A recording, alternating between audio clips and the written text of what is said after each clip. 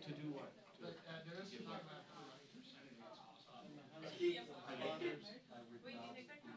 Heightened degree of expectation. Wow. Yeah. And he's just. So you went there, got the motorcade. So you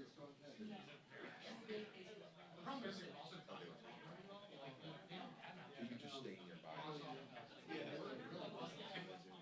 Ironically, you like turkey? The Marriott.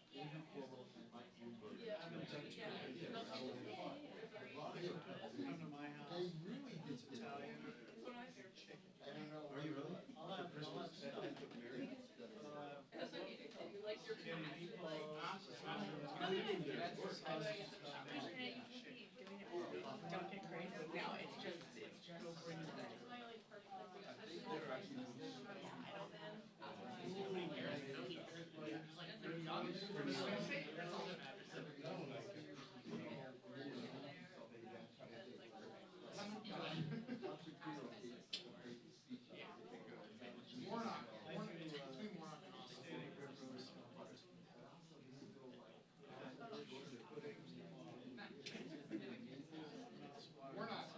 You seem speaking.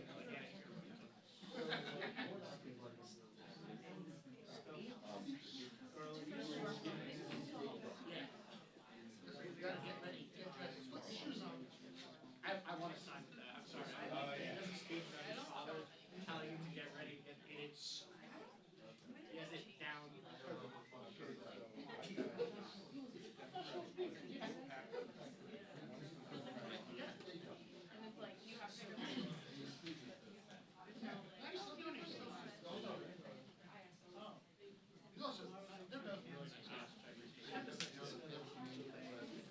to try to see? No.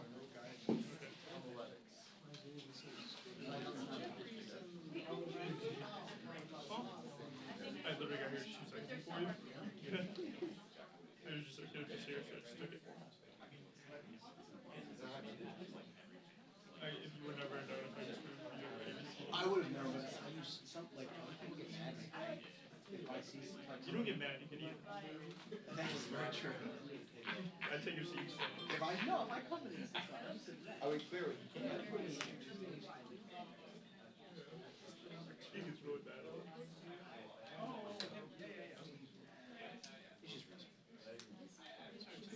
Absolutely. You know that's it.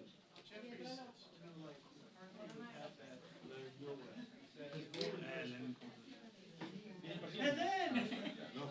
I kept saying,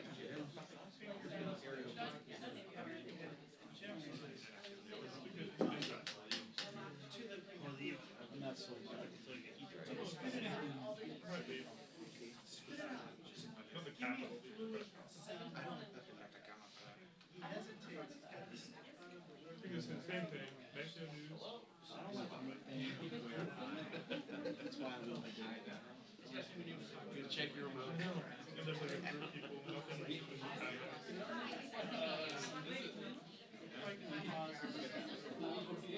Causes and more pregnancy.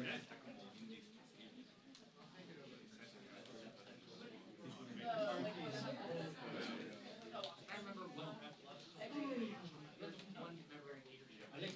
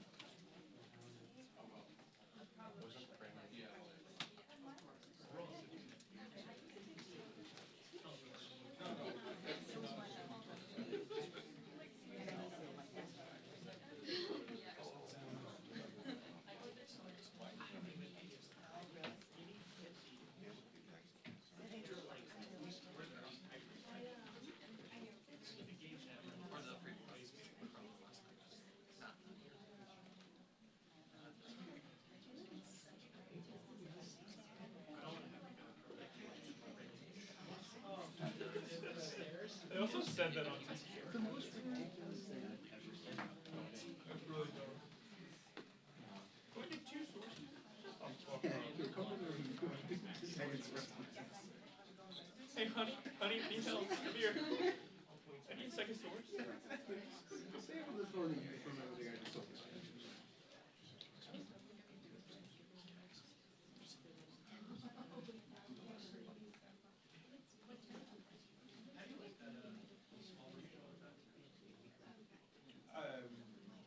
I bought the camera used with it, and I never use it. I have this, they have a new version of it. Oh. And I had to like literally down it to get the camera out.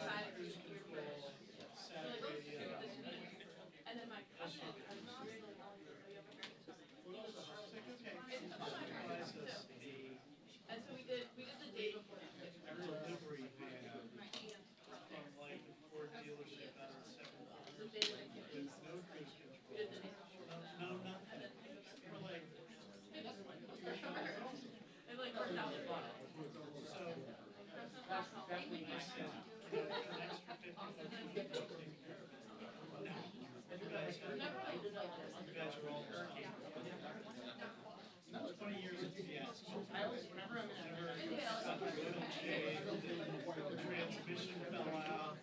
I was at the Fed, doing, I don't know, green spans, yellow or something else. It was like $500 worth of tickets in the car, because it was out of registration, and it was out of something else. And she's like, why don't you all these tickets? By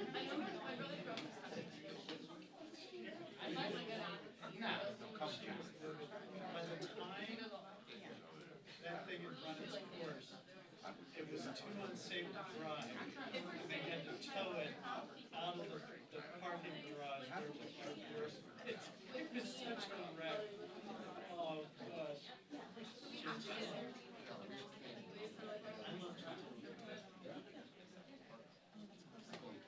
It was supposed to be treated like an ambulance or cop car, always near the tank.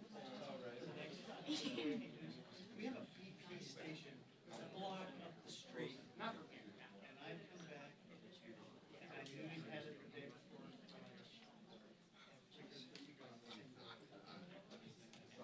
There was always an excuse, dude, the BP station is 24 hours. Now, the kids can't get out. And then he'd leave his McDonald's lunch with the stinky onions, and it smelled like onion. He was a cheese slicer at the time.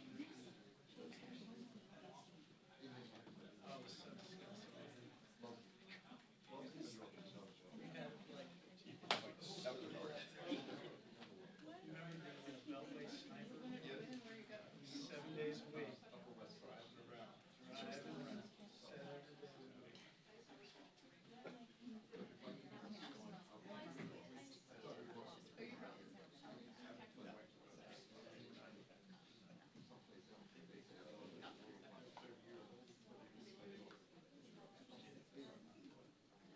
No memory of it?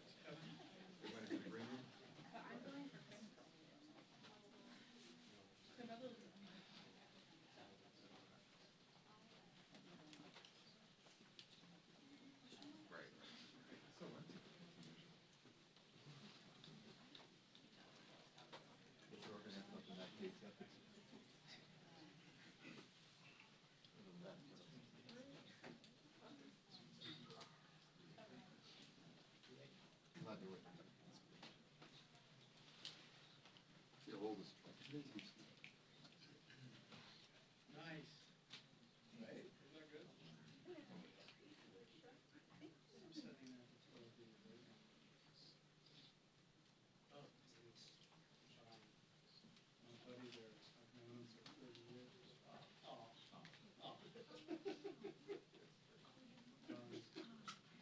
Sent me this, yes, yeah. This was, he's got some early warning app for incoming rockets. That was from yesterday. It's like everything north of Tel Aviv. A couple landed near his apartment. Yeah, that's pretty good. I give up.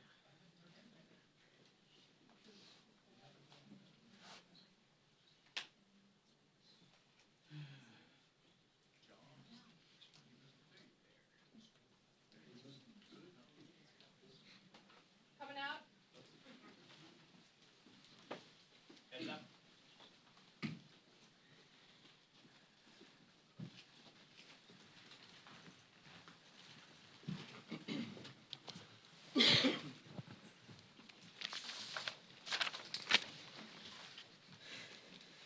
Good morning, everyone. Thank you for being here. We're looking forward to being back here for another productive week before we break for Thanksgiving. So happy Thanksgiving to everyone on the front end.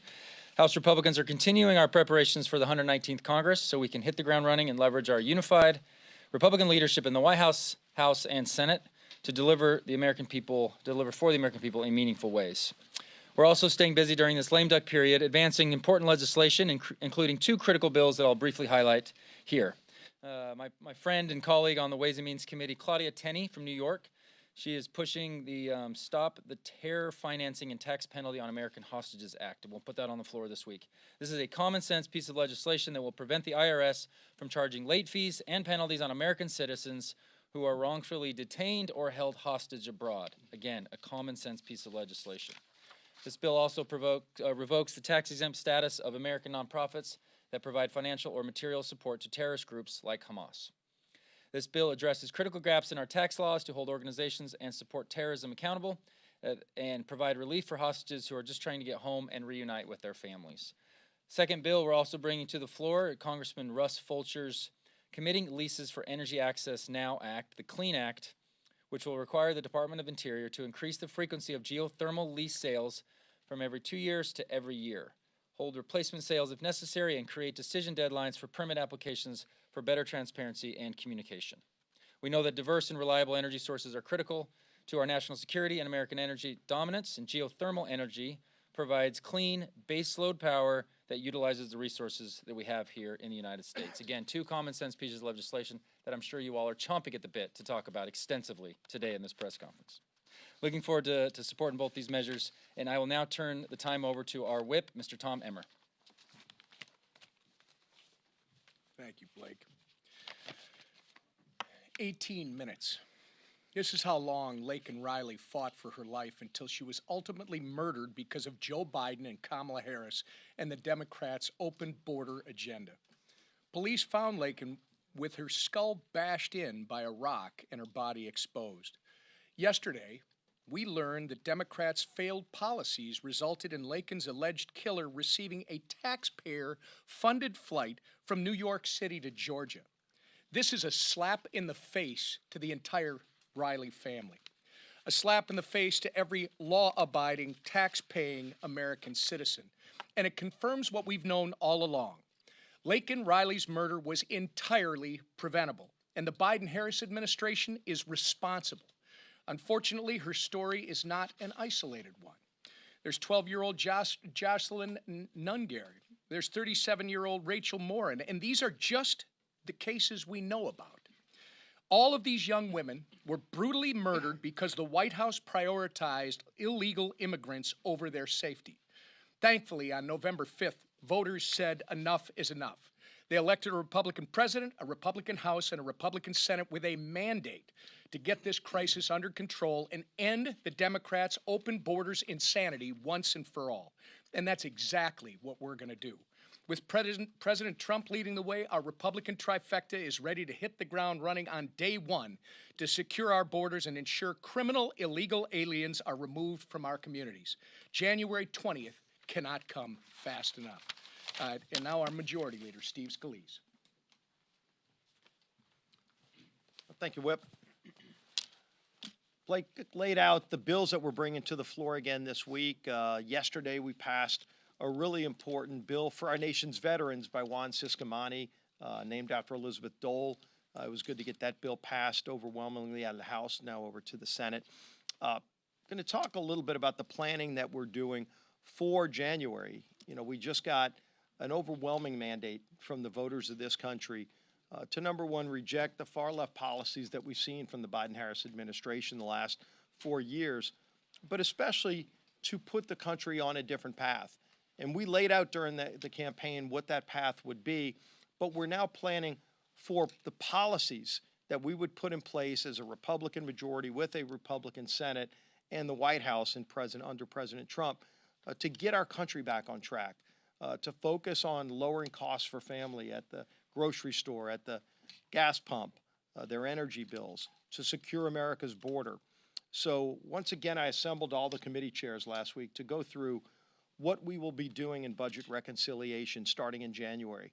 This is going to be a busy process next year. We laid out a very aggressive first 100-day agenda, addressing the things that would get our country moving again, that would focus on lowering costs and getting our economy moving, making sure there is no tax hike next year.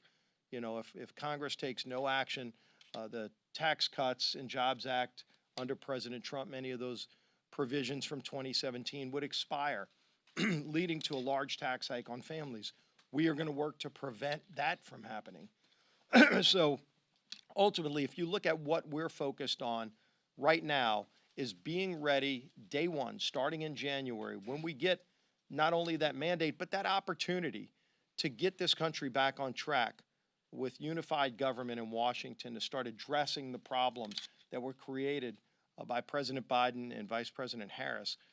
We are ready for that moment. We're already making plans, working with President Trump to get our country moving again quickly so that families can finally get relief, the relief that they not only deserve, but the relief that they voted for just a few weeks ago. And so leading that charge while he's not hanging out with Kid Rock at UFC fights and Jelly Roll is our Speaker of the House, Mike Johnson. Thanks a lot. Good morning to everybody. Glad to see such a full crowd. Every seat taken, almost standing room only in here. It is almost like a UFC fight in Madison Square Garden, almost as fun. All seriousness, we had a great weekend at Mar-a-Lago with President-elect Trump, talking about the legislative plan, talking about the agenda going forward, lots of substantive discussions. I met with President Trump and President-elect Trump and Vice President-elect J.D. Vance and their senior policy leaders, and there's no daylight between their agenda and what they envision and what we envision for the House. And in order to accomplish all of that, the president needs an aggressive cabinet, and he has put forward some extraordinary nominees. I've met with many of them individually since those announcements have been made, and we're excited about the days ahead. House Republicans are committed to working with President Trump and his nominees and the administration as we prepare for what will be a breakneck 119th Congress. The agenda will be fast-paced. The first 100 days will be very full, as we have a lot to fix. And as I've said many times, I believe President Trump could be the most consequential president of the modern era because we have to fix everything. And by extension, Congress can be as well. And the incoming administration is going to be filled with great men and women, and we trust and hope that Senate Republicans will, and the whole Senate, will perform their constitutional responsibility to advise and consent on President Trump's nominees, and to do that in a speedy, expeditious manner. And as I said, we've been working with the Senate as well on this big plan we have to hit the ground running in January. We laid out this morning for the House Republicans what Leader Scalise was referring to, and that is kind of the overarching points, the overarching pieces of the reconciliation package. And in quick summary, we want to grow our economy and defeat inflation. We want to restore the border. We want to restore America's energy dominance, provide educational freedom, and dismantle the deep state. Now, lots of course, details on each of those categories, but we're working all that out together in a bicameral fashion with Senate Republicans, House Republicans working together, and of course, coordinating with the new Trump administration. In the meantime, we have some items we have to go through for the remainder of this year, as you all know. We have a disaster relief package that's been presented by the Biden administration, their request. And even before, I want to point out, even before Hurricanes Milton and Helene hit shore, House Republicans ensured that appropriate emergency funds would be provided to FEMA, as we did in that last funding package, as you know. And now that we're back in session, we're going to continue to provide for the American people with the resources that are desperately needed. So I saw firsthand. I went to the sites of the devastation. I went to Florida, where Helene made landfall, and looked at the devastation there, all the way inland, even to the agricultural areas.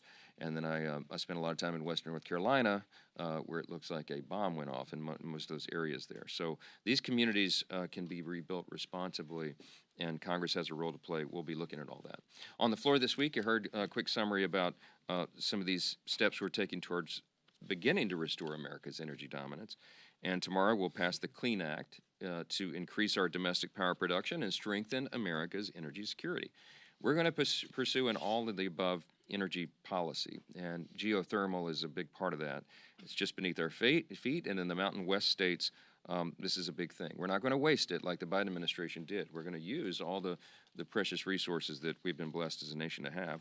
We'll also vote on the Stop Terror Financing and Tax Penalties on American Hostages Act this week. Common sense legislation, as you heard. It prevents the IRS from charging late fees on Americans who are held hostage or wrongfully detained abroad. This is an obvious thing that everybody should be in support of. we're going to make sure that we follow common sense legislation and these principles along the way, and House Republicans will fix that error this week and many, many errors in the days to come. So we're excited about that. I'll just say one quick note, and I'll take your questions. We just had a great gathering of all the House Republicans, as we do each week, and we had many of our member-elects, new members who will be coming in, Republican members in the 119th Congress. It's an extraordinary group. They've been on the Hill for the last week or so, having their orientation. I'm really proud of this group. They have an extraordinary set of skills and expertise they bring to the table and life experiences. Pound for pound, I think it's one of the strongest classes maybe that's ever come in for our party, and I'm really excited about what they'll contribute. And I told them and all of our members this morning, as we approach Thanksgiving, it's an appropriate time for all of us to be thankful, not just for the immediate blessings of our family and friends and the things that we enjoy, but for this great country and the fact that I believe that we've been given the great blessing of an opportunity to save America, and that's what we intend to do, and we have a very deliberate agenda to pursue to make sure that happens. So we're looking forward to getting to work. Yes, sir. Mr. Speaker, is freshman-elect Sarah McBride a man or a woman? Look, I'm not going to get into this. We welcome all new members with open arms who are duly elected representatives of the people. I believe it's a command that we treat all persons with dignity and respect, and we will. And I'm not going to engage in silly debates about this. There's a concern about the uses of restroom facilities and locker rooms and all that. This is an issue that Congress has never had to address before, and we're going to do that in deliberate fashion with member consensus on it, and we will accommodate the needs of every single person. That's all I'm going to say about that. Yes, sir. Do you plan on bringing Nancy Mace's transgender bill and putting that into the rules package? I'm not going to address the plans on any of that. I just told you what I'm going to say about the issue. I'm not going to engage in this. We don't look down upon anyone. We treat everybody with dignity and respect. That's a principle that I've pursued my whole life, and we will take care of this, issue of first impression for Congress, as we will any other thing. We'll provide appropriate accommodation for every member of Congress. Yes, ma'am. Speaker, I want to ask you, so you've repeatedly said that one way you want to try to invigorate the U.S. economy is through confronting China. So broadly, how do you envision confronting China economically, and do you support specifically a bill like Congressman John Molinar's that was introduced last week that would strip China of the preferred nation status? Yeah, look, I think we have to be very aggressive on China, and I won't address specific measures, but we have a select committee on the Chinese Communist Party and the extraordinary threat that they are, not just to America, but to freedom around the world. I think it's a very, very serious issue. I mean, next to the national debt, I think it's our greatest threat to national security, and we have to address it appropriately. I expect that President Trump will be very aggressive on that matter. You've heard him talk about it for quite some time, and in fact, he started talking about that in 2015 before anyone else ever really was paying attention to it and recognizing the menace that China has become. So, look, you're gonna have a very aggressive approach to this in the new Congress. Republicans are very serious about this, very sober-minded. We have lots of legislation, lots of measures that we'd like to pursue, but I'm not going to get in front of that and tell you what all that will be yet. Just know that we will take this very seriously. I think we've got to address it. Yes, ma'am. Yep. You left the doors open for Lisa's appointment, but you said, I hope that the Senate is going to do a job. My question, will the confirmation process be the ultimate test of Republican Party unity or bipartisan cooperation? Well, look, it all remains to be seen. I mean, I genuinely believe that the Senate should do its job. I think it's an important principle for us to maintain that an incoming president gets to select their own team. I think that's an important principle. The advise and consent responsibility is given to the Senate in the Constitution. They need to take that seriously, and they will. They'll properly vet nominees, and that process will play out. But look, I'll just say this about a number of the nominees that have been appointed. I think President Trump is looking for persons who will shake up the status quo. And we got a mandate in this election cycle to do that. The status quo is not working for the American people. And so these are persons who will go in and bring real reform, a significant reform to the agencies that they lead. If you poll the American people, they will agree that that is an appropriate objective. And so I think that the Senate should do its job and, sure, take a look, do a deep dive, vet these persons, but move them along for confirmation so that the president has the team in place to do what the American people have elected him to do. And we're going to support that effort. So thank you. Appreciate it. Have a happy Thanksgiving. Happy Thanksgiving.